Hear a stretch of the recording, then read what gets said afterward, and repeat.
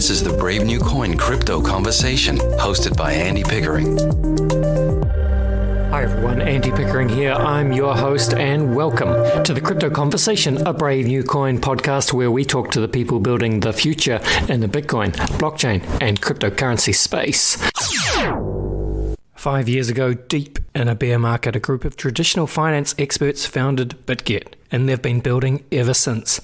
Now, with 20 million users worldwide, BitGet is committed to helping users trade smarter by providing a secure one-stop crypto investment solution with copy trading, future trading, and spot trading. Your security is their priority, and BitGet has one of the largest protection funds in the industry, with US $300 million to cover potential trader losses from unforeseen events that are not due to misconduct from the user or platform. BitGet wants to inspire everyone to embrace Web3, so if you're new to crypto, learn more at the BitGet Academy with free blockchain courses, crypto guides, cryptocurrency trading strategies, and more. Or for the experienced investor, trade smarter with daily access to institutional-grade crypto market intelligence and trends analysis with BitGet Research. I've put links to BitGet Research and the BitGet Academy in the show notes, so get amongst it or simply go to bitget.com. Thank you to BitGet, and now it is on with the show. My guest today is Dan Keene. Dan is a founding team member and VP at the Portal Foundation. This is a very interesting one, folks, looking to revolutionize Web3 gaming with a pretty sexy looking platform. We'll learn all about this today. Welcome to the show, Dan. Thanks so much for having me, Andy. Really great pleasure to be here. Pleasure to have you here, Dan. Let's do what we do at the beginning of the show. Of course, it'd be great, Dan, if you could please introduce yourself. I'd love to hear just a little bit of your personal and professional story. What have you been doing and what has led you to getting involved, of course, with Portal, Web3 gaming, all that good stuff? Fantastic. Yeah. Dan, Chief Business Officer, VP, Portal, part of the founding team. Last kind of decade or so have been building a few different businesses actually in consumer tech. Prior to that, I actually kicked off my career in TradFi in traditional finance and investment banking, in M&A and restructuring, and then kind of quickly moved on from that to build a very successful food delivery company. On the back of that, then started my own business. We were building, again, a consumer tech business there around transportation. Kind of successfully raised about 5 million or so on the back of that business, built the product out, and then sold the company. Joined that company for kind of 3-4 years, leading kind of all commercial endeavors and business development. We went on to raise about 650 million there. Launching it across 500 different cities across the world, and then looked really quite kind of towards the end of the tenure there and into Web3, and especially how it could be a force for good and a force for kind of true ownership.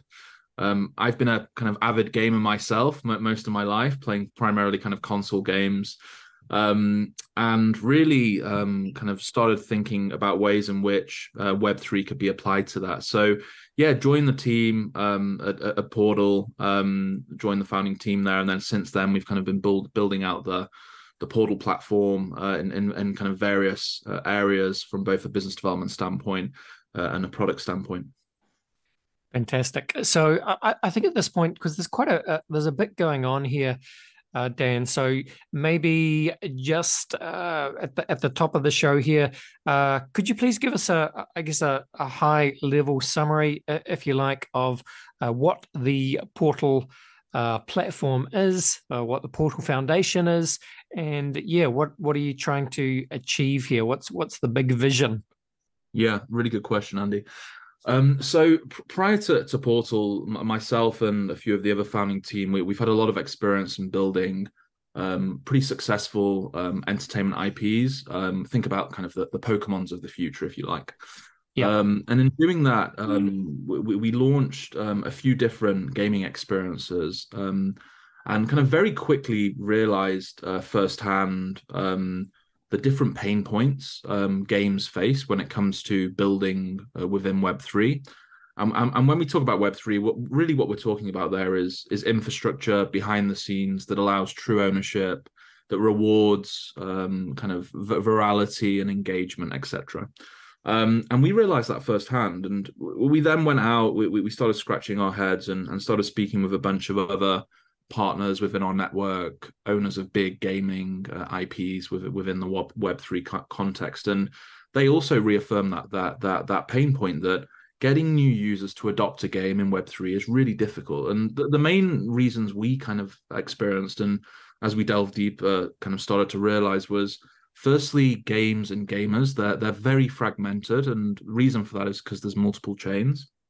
And the current experience is actually very clunky. If you compare the experience of a soon-to-be Web3 gamer, let's say a Web2 gamer who's used to playing, I don't know, a console or PC, let's say, playing a Web3 game, there's a lot of steps, seed phrases, all this kind of stuff. So seeing these two issues when it came to kind of fragmentation, people being siloed, and then the user experience, we then kind of set out with Portal to try and fix that.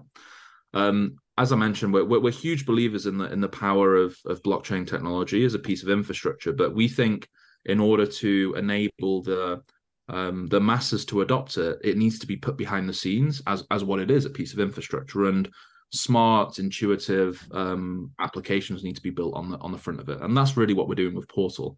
We've built a fully cross-chain universal gaming token, if you like, which ultimately allows a gamer to play any game on any chain seamlessly without the need to do any swapping, bridging, etc. So we're really trying to fix that user experience. And then on the front end, we have a bunch of different products that make it feel like very, very much like a Web2 product. Yeah, fantastic. So, I mean, that sounds amazing, Dan, but let's, just give us some specific examples of how that works then. So, because, of course, you're exactly right. And look, listeners will be all too aware of the oftentimes clunky experience that is trying to get started in Web3 gaming. And of course, even more so for someone coming from, as you've identified, a console or PC gaming experience. When you're confronted with all these different steps just to set up a wallet and kind of access the beginning stages of a game, it can be a little bit of a turnoff. So if you're trying to solve this, and you've talked about the Portal token that allows people to maybe access different games across different chains, just talk us through. I mean, you don't need to get fully detailed, Dan, but talk us through a little bit. How that would work for someone new coming into a Web3 game. Yeah, so the current experience, the reason why it's clunky exactly is as you say, that there's a bunch of different steps that happen in order for you to kind of create your wallet, that place where you hold all your game assets, you hold your game currency, etc. There's then an additional step that needs to happen as well. Fine if you kind of set up your account for that specific game on that specific chain, but then if you want to play a game on another chain, and there's so many chains now that are coming out with different use cases, it then becomes a bit of an issue there. How do you transfer those assets over? How do you have a universal point of access, that being the currency that you spend on in game or earn from the game? And that's really what kind of we're trying to fix there from a cross-chain perspective. It's enabling you to go fully cross-chain from ecosystem to ecosystem without the need for swapping or bridging, which is a very cumbersome task in itself and requires you to go to a decentralized exchange or a centralized exchange, etc. We're trying to make it feel far more seamless. And hence, I guess the name Portal. It's a portal into the wider ecosystem. Totally, yeah, it really is. And obviously, initially we're starting with gaming, but there's nothing to say in the future as different transmedia verticals start adopting Web3 more and more, whether it be TV or other experiences, we can't also entertain that into Portal as well, and really allow you to transverse into whichever game or experience you see fit and want to experience. And so as Portal launches, I understand you have somewhere in the region of north of 180 games integrated at launch with partners across various different chains and ecosystems: Avalanche, Solana, Layer Zero, Polygon, and more. Just seems that's pretty impressive, actually, Dan. Just tell us a little bit about I suppose the piece of work that's got into bringing all that together behind the scenes, and what that's looked like. Yeah, really good question. So honestly, it's actually been very, very quick to onboard these games. And I think the reason for that is all our kind of core team here at the Portal Foundation, we come from product backgrounds, we're product leaders. And for us, really understanding that there's solid product market fit before going out to potential partners is always key. So given we experienced the problem firsthand, it was kind of in our DNA, if you like, and being product people, we wanted to try and find a solution for it. Once we started speaking to some of our very close gaming partners, the network effects of the product then kind of quickly took root, and we were introduced very quickly to different games within the network. But yeah, no, as you say, we have actually now over 200 games that we'll be integrating. They really see the benefits from a few different angles. Obviously, from a user experience perspective, anything that makes playing their games easier is far better user experience, and from a distribution standpoint as well. These games, I mean, all games, that if you look at the amount of money that's spent on distribution, over 30% of all the revenue they make, they'll spend on distribution. So if gaming is a however big market, 350 billion or whatever it might be, that makes distribution close to $100 billion market just for gaming. So I suppose these were the kind of the key crosswinds that allowed us to onboard games so quickly. Yes, indeed. Should we talk about some of those games then, Dan? So there's a few big names. One that I'm certainly familiar with is Star Atlas, which is one of the more I suppose you'd say ambitious Web3 games. It's kind of an incredible, space fleet civilization, galactic empire kind of game. Talk about Star Atlas or any other games that you like that are part of the Portal ecosystem. Absolutely, yeah. Michael and the team at Star Atlas, they're building a really brilliant title there. We've been really keen to kind of watch it develop, and seeing it come to market is something we're really happy to be helping them with. But yeah, no, there's other than Star Atlas, we've as I mentioned, over 200 games, and in terms of genre, it's quite an even split in terms of different genre. I mean, there's other really impressive games there, like Nine Chronicles, the team based out of South Korea. I think this is a really important point as well. Portal has grown globally in the space of 6 months. We've got a very even split in terms of Asia, the West, etc. But yeah, no, Nine Chronicles is a really great game that's coming to market really soon. Crypto Unicorns, based out of the States, also a brilliant game with lots of users and a really kind of fun IP. There's lots of different games that will be coming to market on Portal day one. There's also many that we're signing as we speak now that are still kind of deep in development. And I think it's a really interesting point as well around the quantity of the games, but also the quality. We're seeing, as the market starts to mature, the quality of Web3 games really increasing.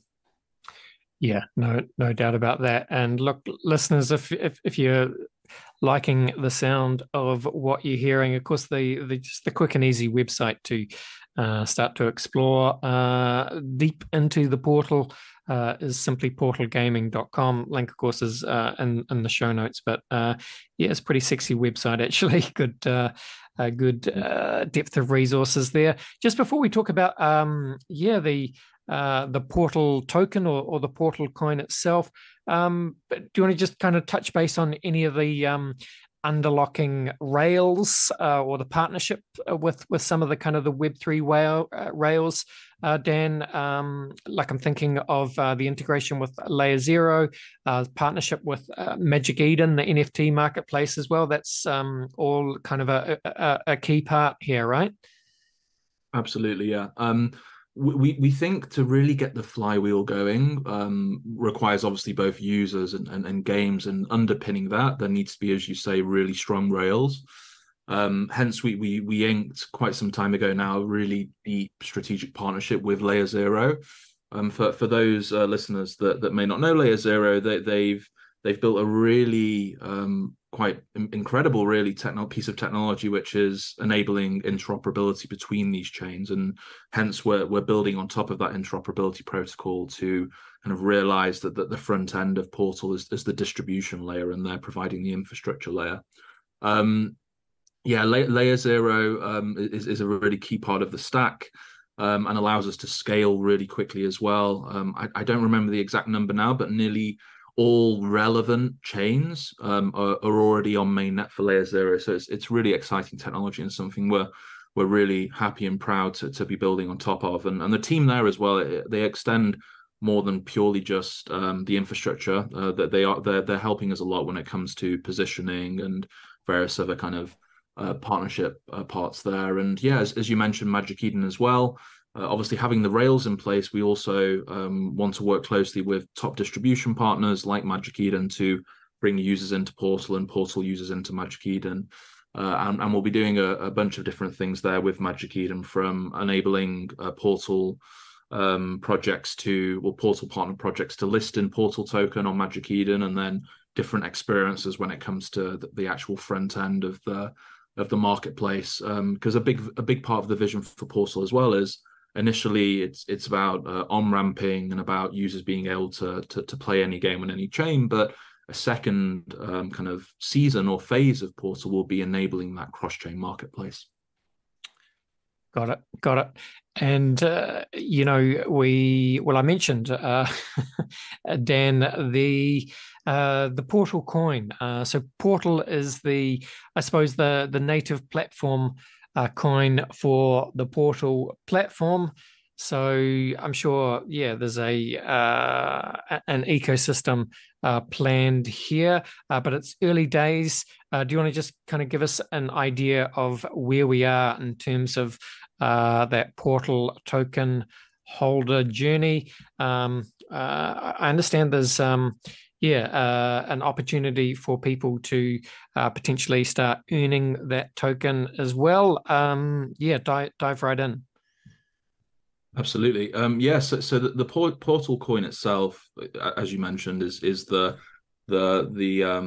token in which kind of underpins the Portal gaming ecosystem, and it's being used in a variety of different ways, from allowing gamers to transverse into any game seamlessly, and then also from a game perspective, games that introduce Portal then get access to our distribution network, and our distribution network is very vast. It includes some of the biggest esports teams in the world, some of the largest streamers in the world, and really what we've seen at least is that enabling distribution in a permissionless way is something that games find really, really interesting. Coming back to that point I made earlier, around 30% of the global gaming market being distribution.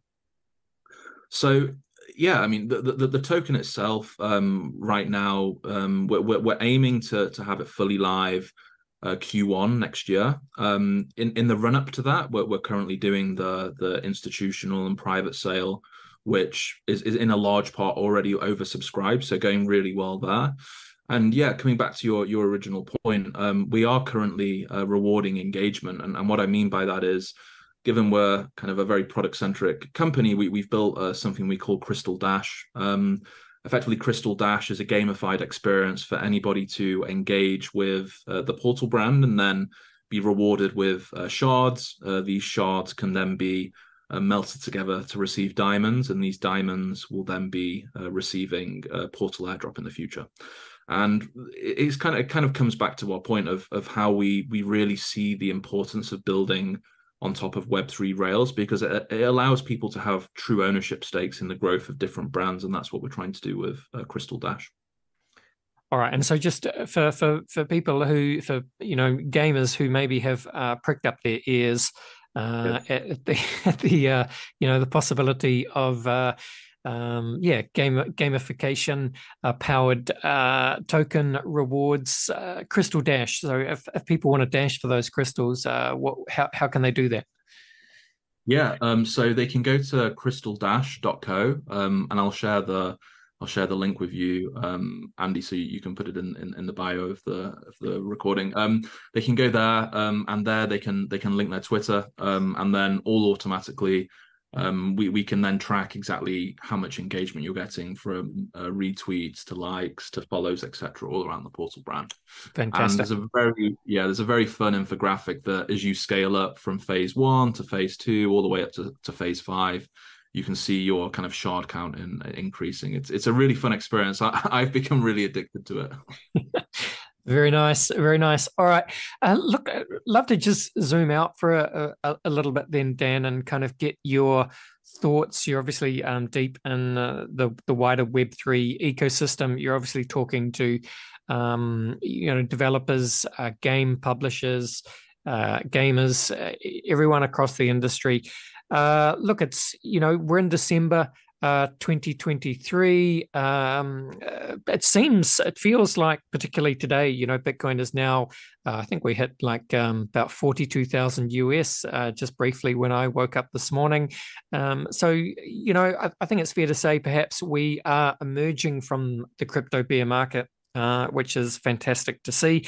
Once again, the future looks bright, so bright that we might have to wear our sunglasses at night, to coin a phrase, Dan. But I guess I'm just interested in what you are thinking in terms of Web3 adoption, perhaps this cycle and the year or two ahead. Is the infrastructure in place? What is good? What are the potential problems and issues still? Just broader thoughts on where we are in that Web3 adoption journey, Dan.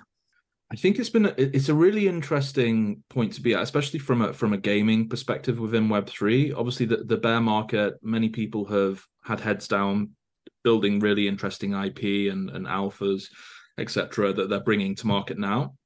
So I think what we'll see from a gaming standpoint is definitely a lot of, and we know that working with these partners, a lot of really interesting titles that will be coming to market very soon, in line with the halving event as well, which is obviously upcoming. I think on a kind of higher level and top down as well, I think what we'll see to happen now as well as these different companies like Layer Zero, who we work very closely with, start to kind of knit together the cross web of all these different elements of Web3, it then enables people like ourselves to build the app layers and the front end to these experiences. So I think we'll start to see a lot more Web2 feeling experiences, but underpinned by Web3 as a piece of infrastructure. Yeah, look, I think that is exactly right. And I guess the key point is, hold on to your hats, people. Exciting times ahead. But look, as we finish up this part of the podcast, then Dan, again, just be great if you could just make the case for, I suppose, because really the portal is aimed at two groups of users, I would anticipate, right? So you've got the Web3 gamer, or the gamer coming from console or Web2 or whatever, who can use the portal wallet and the portal token for easy access to the wider Web3 gaming universe. And then the second group really is gaming industry, gaming developers who would want to make use of the portal to get access to that next wave of users. So just with those two user groups in mind, Dan, speak to them, tell them why they should come and look at what you guys are building, what you're doing, where you are on that kind of product journey, and what they should do to get involved and get on board. Yeah, from a gamer perspective, being a gamer myself, if I could have truly owned all those assets that I grinded so hard to earn in the first place in an open garden rather than a closed garden, it's something I'd want to play around with and play on. And that's what we're enabling. We're enabling gamers to, no matter what the chain is, no matter what the game is, to be able to freely move assets and their currencies or whatever it may be between those games and have a more holistic experience. And also social is a really important point. Be able to socialize with different gamers from different titles, and that's really what we're trying to enable here. It's openness, it's transparency, it's the ability to grind your game, own your assets, and have a lot of fun on the way. Yeah, fantastic. And just again, I know it's in the show notes and I've mentioned it, but yeah, where what's the website? Where should gamers and developers go? Yeah, so as you mentioned before, portalgaming.com is where to go if you're looking to kind of interact with Portal, play the games, etc. And then if you're looking to also interact a little bit more with the brand itself and kind of keep up to date with our updates, Twitter or X is always the best place to be at, and we're at PortalCoin. Fantastic. All right. I reckon what we do now then, Dan, is we go to a very quick break and then we'll come back. We'll have some fun. We'll run you through the very famous Crypto Conversation Hot Take Round. We'll be back in one moment.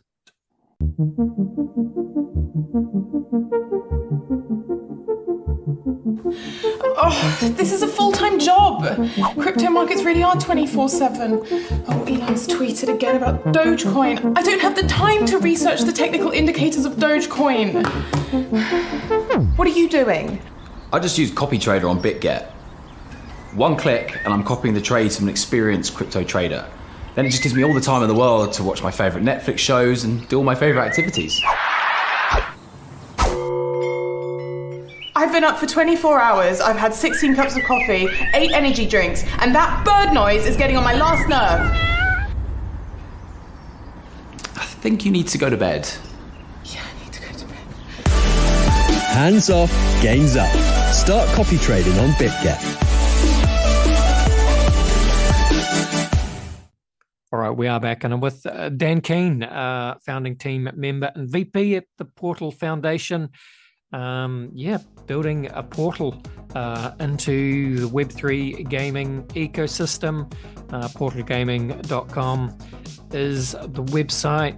Yeah, looks fantastic, actually. Web3 gaming for everyone. Dan, I like to finish each podcast with a quick round of rapid-fire crypto conversation hot takes, which you may or may not be aware of. But the question is, are you up for it? I'm up for it. Fantastic. Hoping you would say that. I'm just going to run some questions at you, Dan. Just want your kind of honest hot take style answers. No right or wrong way to do it. Question one for you, a bit of a funny one, I guess, for a Web3 gaming guy, but where would you say that you sit on the Bitcoin maximalist to multi-chain opportunist spectrum? I would say towards the multi-chain side. Yeah, I would be surprised if you said anything different there, Dan. But what would you say is your firmest conviction crypto opinion? True ownership can be infinitely scalable. I like it. I like it a lot. All right. Dan, Bill Gates famously said that we tend to overestimate what we can accomplish in 2 years and underestimate what we can accomplish in 10. You'll be very familiar with the idea that 10 years in blockchain is a very long time indeed. But if we look forward, 10 years or so, let's say, Web3 gaming, whatever you like, what do you think it looks like? Yeah, I don't think we'll use the term Web3 anymore. I think it will be a piece of infrastructure that allows, true ownership, allows decentralized decision making, and allows everybody really to own a piece of what they love most. Yeah, that's I very much agree, and it'd be great if we're not using the term Web3 every day. That is for sure. Flip side of this, Dan, is sci-fi author William Gibson famously said that the future is already here. It's just not evenly distributed, and man, that has never felt more true than here at the end of 2023. But if that's the case, can you think of an example, Dan, of the future being here right now, but most people aren't aware of it? I think the technology exists today to enable things to be distributed in a much fairer, equal way. I think blockchain as the piece of infrastructure is the way to achieve that. I like it. All right. As we start to finish off, Dan, time to zoom out again, time to get weird just for a second. What do you see as the long-term future for the human race? Do you see a dystopia or utopia? Utopia. Good. Better to be an optimist. And finally, Dan, what is your favorite science fiction book, film, or TV show? That's a really good one. So I don't know if you're aware of David Icke, the person who coined the alien lizard conspiracy theory. Yes, I'm aware of David Icke. On that one. Yeah. Yeah, so we're going with David Icke. Yes. That's a fascinating, interesting and creative answer. Because he was, I'm not really up with David. Is he still around? Is he still doing his thing? Because he was really one of the early figures of, I suppose, what you would call now the kind of conspiracy movement. But he was way before that, talking about all that stuff, wasn't he? Yeah, he was. I'm not sure if he's still around either, but I definitely like, I definitely like his view on things. Yeah, I like it.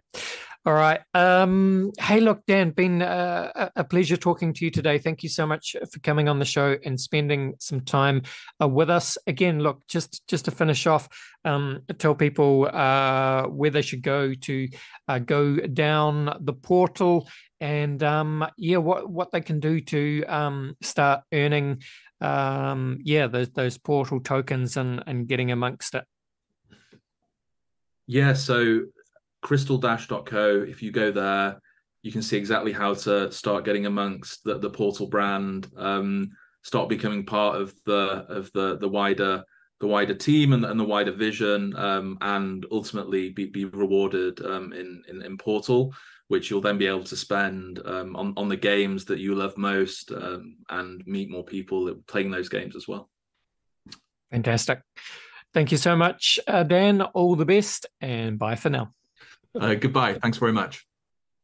All right, there you go. That was Dan Keene from the portal.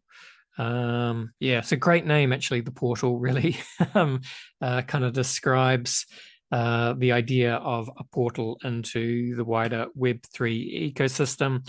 Doing the best to solve all those fiddly UX, UI issues, I guess, for people just wanting to play the weird, wild, and wonderful games of Web3 without, too many of those issues. So, great to see teams such as Portal building those portals into the ecosystem.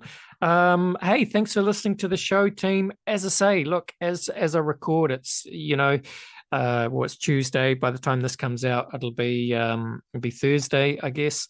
But interesting times, like I mentioned, Bitcoin popping off, so starting to lead the wider crypto market forward. Big things ahead, we hope.